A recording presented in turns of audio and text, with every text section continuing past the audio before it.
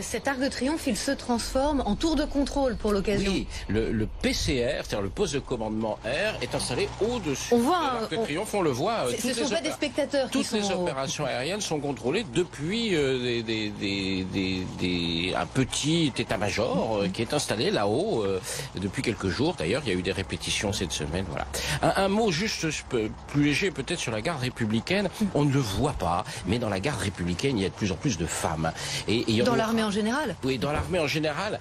Et il y en aura de plus en plus dans la garde républicaine parce que, au fond, l'équitation devient un sport totalement féminin. Et comme il faut quand même un très bon niveau d'équitation pour intégrer cette unité extrêmement prestigieuse qu'est le régiment de cavalerie de la garde républicaine, de plus en plus de femmes on aura un jour un régiment de cavalerie qui sera majoritairement féminin. Peut-être qu'on ne le commentera pas, nous, parce qu'on sera à la retraite. Enfin, moi, en l'occurrence. mais d'autres le commenteront. Aujourd'hui, les armées comptent environ 15% de femmes. Prends le pari. Dans les armées en général. À l'Assemblée, on fait mieux maintenant. Pour le régiment de cavalerie, je pense que ça ira plus vite.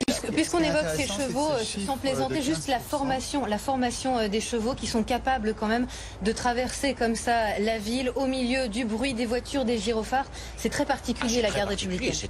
C'est un métier incroyable. Et le plus difficile, ce sont les musiciens, parce qu'il faut à la fois être à cheval, le maîtriser son cheval, tout et manier son instrument. Ce sont des métiers très très compliqués. Le chef de l'État